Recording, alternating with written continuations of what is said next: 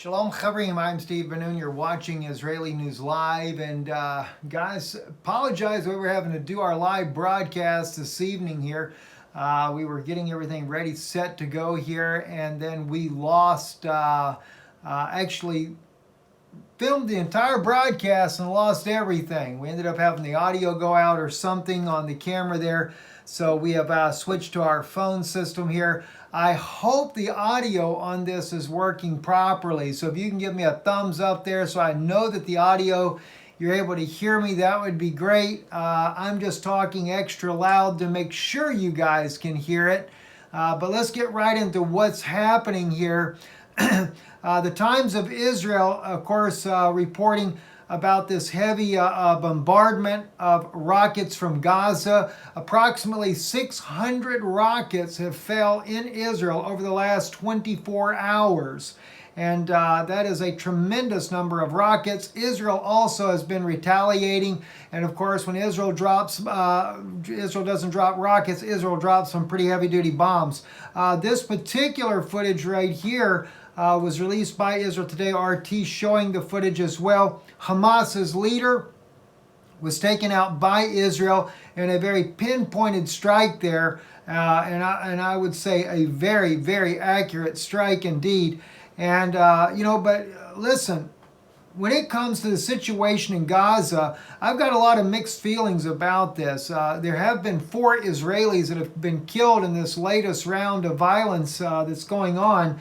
But at the same token as well, I have to say to my Israeli brothers and sisters, and especially the Israeli leaders, that if we were to keep the commandment that Moses gave us to love our neighbor as ourselves, we wouldn't have nowhere near as much problems as we're having there in the Middle East, in Israel specifically.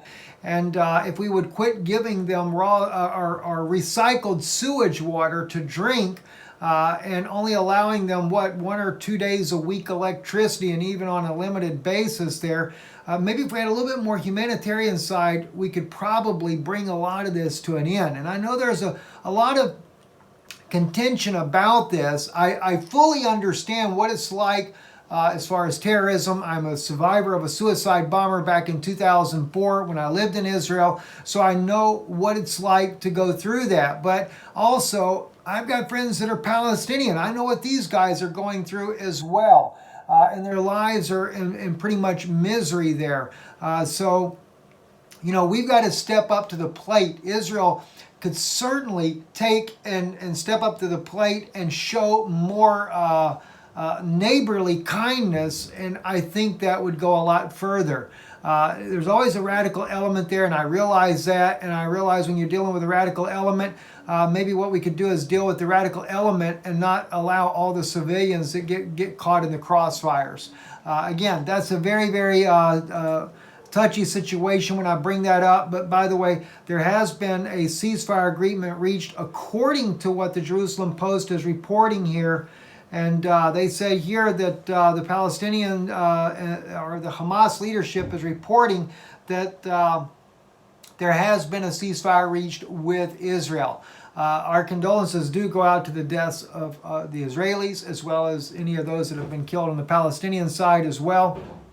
Because after all, guys, let me just share a personal testimony with you. I was at the doctor's office just the other day, and a young lady there who runs the pharmacy there at the doctor, or the girl over the pharmacy at my doctor's office, shared with me. Of course, I've known she's Palestinian, but she was sharing with me something that I've known, but I've never said anything to her about. And she made the comment to me. She said, "Steve, what's really sad is that few people in the world know that about 50% of the Palestinians are actually Jewish." She said, "We're Jews. Many of us are Jews." And so I take it her family was a Palestinian Jewish family, but they don't say much about it because converting to Islam, and they're still under that type of a rule. And yet it's just a mess, guys. And I just don't see any good end to this at all. Also turning over to the situation in Venezuela, the New York Times, they're reporting here, secret Venezuela files warn about Maduro confidant about how that Maduro is basically, according to the article, a drug lord. He has taken over the drug trade in Venezuela. You know, it's funny that this is coming out at this time, because one of my statements here on Israeli News Live a little while back was that Maduro was probably angering the United States because he was cutting in on their drug trade. You know, working with the intelligence community in the U.S., I found out too much about the drug smuggling the U.S. does. And the Noriega trial, the Iran-Contra affair. And by the way, we still buy weapons from Iran. Believe it or not, still buy them from Iran. And of course, the U.S. needs that drugs coming into the U.S. in order to be able to get that cash to supply those jihadists to overthrow all those countries that they deem needed to be overthrown at the time. And of course, I could tell you 30 Florida politicians about 30 years ago that were on the verge of being in some very serious hot water for money laundering, illegal campaign contributions. But there was a good, nice advocate around 1991 called H.W. Bush that put a stop to the investigation that it would have exposed them all. Yeah, that's exactly what was going on. Of course, few people had to be silenced along the way, so none of that really got out to the public. But it was to cover up the illegal drug trade, arms trafficking, and of course getting those arms into the hand of the Nicaraguans at the time. Nowadays, we're getting the weapons into the hands of, well, what other jihadists we need to get them into around the world, mainly in the Middle East right now. So, didn't surprise me. But there's also something that caught my attention. This young lady right here, Ariel Gold. Ariel Gold is a Jewish woman. You can check her out here on Twitter. And I'm not going to show the videos that she has on here. I'd ask for permission, but I know she's kind of really heavily contacted right now. And so I wasn't able to get an answer back as of yet. But Miss Gold here has really done an amazing job at trying to stand for humanity, whether it be for Palestinians, and she's Jewish, completely Jewish woman, you know, goes to synagogue, everything, right? But she's also standing up for Venezuela, that it's wrong for us to overthrow this nation. And recently she shared video footage where she even confronted Joe Biden, who's put his hat in for the President of the United States, and she confronted him about this willing to go to war on Venezuela, and then why is the U.S. blocking food aid from getting to the Venezuelan embassy there in Washington, D.C. They got them totally quarantined. This woman even goes there and is trying to throw food up there to them while she's being blocked by police and an angry mob of protesters that refuse any humanitarian aid whatsoever to go to these people held up by the government. Well, she got arrested for it. But you know what? That's a courageous woman.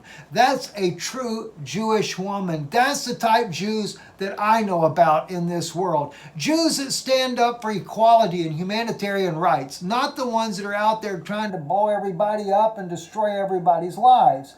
So my hat's off to Ariel Gold, and God bless her. So check out her Twitter page, Ariel Gold, at Ariel Elise Gold, E-L-Y-S-E Gold, G-O-L-D. Check her out on Twitter there. A marvelous young lady and what she's doing there. Also, Blackwater. Blackwater, this young man, Eric Prince, yeah, he's at it again. He's trying to push President Trump for sending 5,000 of his mercenaries, which are now Chinese mercenaries, to overthrow Maduro. What's going to be next? I tell you what, it's just we are living in a nutcase world, right? Tragic video today that we see here. Let me just back up just a little bit. In fact, at the beginning here, this is izr.ru.